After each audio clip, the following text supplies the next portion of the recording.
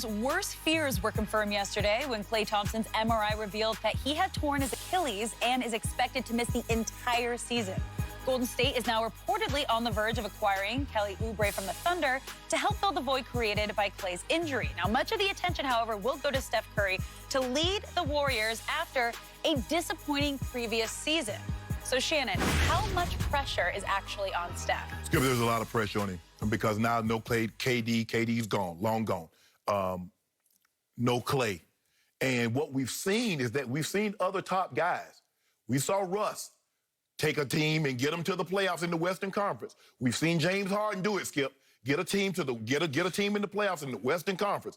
The Western Conference is loaded. So there, and many believe Steph is a top 5 player. So he's got his work cut out for him. They went and got Kelly Oubre. Now, it just goes to show you that they're willing to spend any amount of money because the $14 million salary that they're going to pay him cost them $80 million in luxury tax. And they say, we don't care. Yeah. Okay. And they got that big new shiny building, Skip, with no fans in attendance. Mm. And I know they're talking about they're going to spend $30 million to try to get these tests. But Governor Newsom, you ain't getting nobody in that building. Nope. Especially not now. Nope. So there's a lot that Steph is going to have to do, and he's going to have to be Steph, the old chef Steph. He's going to have to cook on a nightly basis. Now, you got to remember, Skip, Steph has not played a full season since 2016-17. That's 4 seasons ago. He only played 5 games last year. And unless you Benjamin Buttons or LeBron James, you don't age backwards. Nope. So he's under immense pressure to get this team into the playoffs, even though there is no Klay. Now, I thought even with Klay, Skip, they were somewhere between 3 and 6. Now they're looking at somewhere between 6 and 8. The West is loaded, Skip. And I even thought, even with Klay, Skip, the days of them doing what they did previously, 73-9, 67-15, Skip, that's over. That's long. I don't care. And they are the greatest shooting guard combination, the greatest 2 shooters on one team assembled in the history. But they were never going to have the success they had in what was that, Skip? 2014, 15, 16? That's over. So he's under immense pressure to get this team into the playoffs, and nobody wants to hear an excuse because we saw Russ take a team, get them into the playoffs. We saw James Harden do it, and we saw, granted, LeBron did it in the Eastern Conference, but we've seen guys take less with the talent, less talent, and get them in the playoffs. He's under that kind of scrutiny right now. I'll go you one better.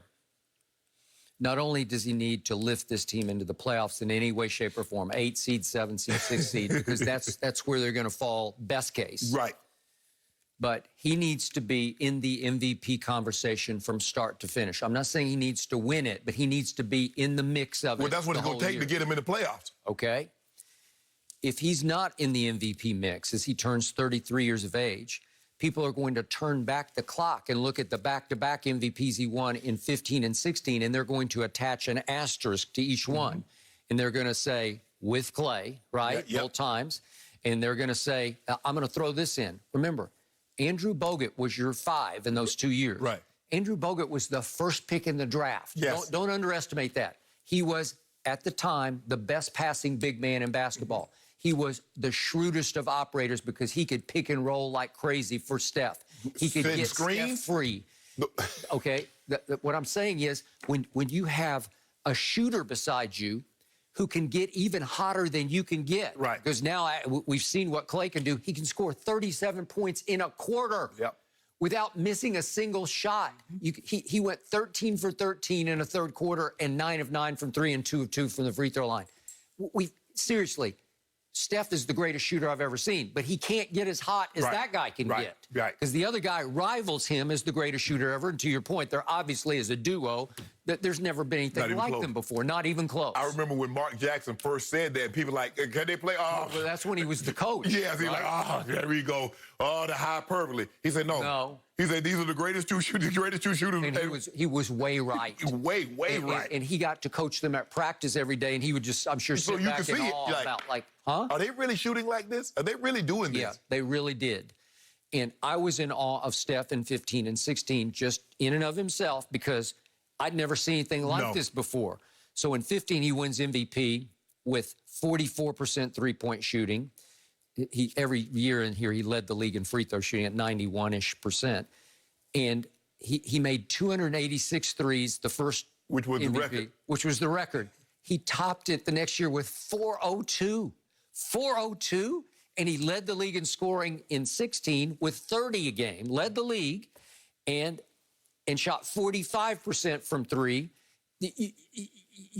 We'd never seen any kind of a shooting display like this in the history of basketball. And Skip, that was the year he went 50, 40, 90. Okay. 50% from the field, 40 from three, and 90 from the free throw line. He made 50%. He did 45% for the three. Okay, so where he started to lose me a little bit was those playoffs came, and they're up 3-1 on your guy, and then disaster struck.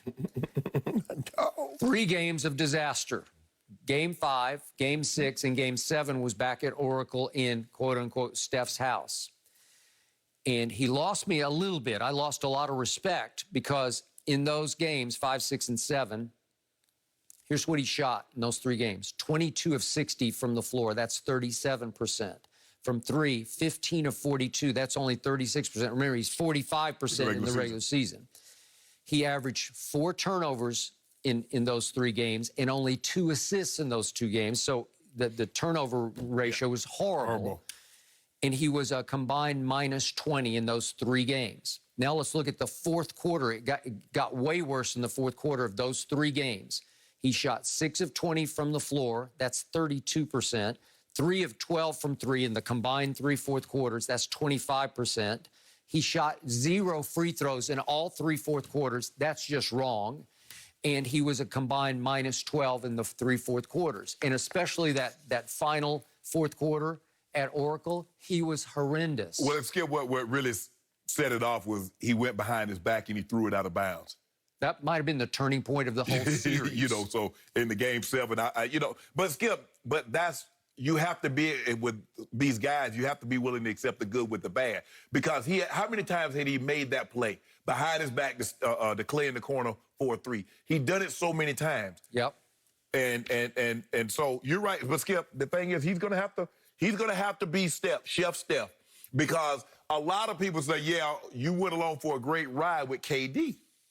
Because okay, that's a whole nother issue. Because KD... He didn't win an MVP, obviously, but he went along for the ride twice. But, I mean, I wouldn't say he went along for the ride, Skip. But, I mean, he was unbelievable in those playoffs. It's just KD was just out of this world, on another planet. But remember, Steph has never been a finals MVP because Iguodala was the first time, and then KD. Well, they should have gave that thing to Steph. Okay, well, he made a case. I'll give you that. But the best player on the planet was Kevin Durant. Well, the question is, Skip, how good is James Wiseman going to be? Well, is he going to be Andrew Bogut right out of the box? I think not. All I know is that I'm not letting Steph Curry beat me. Andrew Wiggins, if you can do what Klay Thompson can do, have at it. Okay, I agree. I like Kelly Oubre. I do. He's too. A nice player. He had a career year last year, 19-6. Okay, I like him. But is he Klay? No, he ain't Klay. Hell no. He's not Klay. No, I mean, he ain't. Okay. I mean, Klay is an elite. All right. 3-and-D guy. Okay, so Draymond's still there, but once upon a time he was a second-round pick. Right. He's overachieved, and he's been very good. Well, he's going to have to get back. He's going to have to get back to what he was, Skip, in those final appearances run. Yep. Those years, 15, 16, 17, 18. He was making case for MVP. With the triple-doubles. And he's going to have to be that again. Maybe he was injured. Or maybe, Skip, it's hard. I mean, he was the third fiddle, and then KD comes. Now you're down to 4th. So now he gets back to his normal role. He ain't got to worry about stepping on anybody's toes, not saying something, because, Draymond's going to be Draymond. And Draymond stepped on somebody's toes. They got upset, and, that upset the whole apple cart 2 years ago. I don't care what anybody said. It was never the same after that. Oh, man, this happens all the time. That, the heat of the moment, Skip. We got all that. We got all the cliche talk. Saying that, no. Yep, I agree. So my bottom line on Steph Curry is he was all world, like out of this world for those few first years. And now it comes time to validate what you what you once did Right. as you're 33. And more he has become obsessed with playing another game called golf. Right. And I saw it do in Tony Romo in Dallas because he started to have delusions of grandeur on the golf course, and he started trying to qualify for the U.S. Open. Steph has been playing in a lot of events, including some pro events that allow him in. Yeah. Well, are you going to recommit to this? Because you got to decommit to golf if you're going to do what this. they don't understand is that the worst golfer will beat the best amateur, beat the brakes off him. Yeah, but and that's trust what Tony Romo's finding out. Do they realize how, just like, oh, that man, he can shoot. Okay, you put him up against these great shooters, Steph or Klay, and he get the doors blown off him. You have to understand, these guys are perfect. Skip, that's their life. Yeah. They didn't just pick this up. Phil Mickelson and DJ, they didn't just pick that up. That's not a hobby to them. Well, trust me, golf gets in your blood because it's got a hold of me, and it won't let go. And he's got it in his blood, and it will be the undoing of you if you're not careful in your later career. You see my guy? My guy ain't got no hobby. You know what? He does not play golf. guy- That's the one thing I admire My guy about him. got no hobby. He does not play golf. You know what my hobby is? Winning titles. That's what his hobby is. Playing Arizona Cardinals Don't do on that, Madden, Skip. Don't do that's what that. he does. That's your hobby. No, don't do that, Skip. you such a hater. You know, way to go. Ooh, no I hobby. love my cuz Steph Curry, but this is all great news for my Lakers. I'm going to leave it there. We had them anyway, Alex. Don't worry about that. We had them anyway. But let's move on, because does Kyler get a pass for playing through an injury last night? We'll dive into that.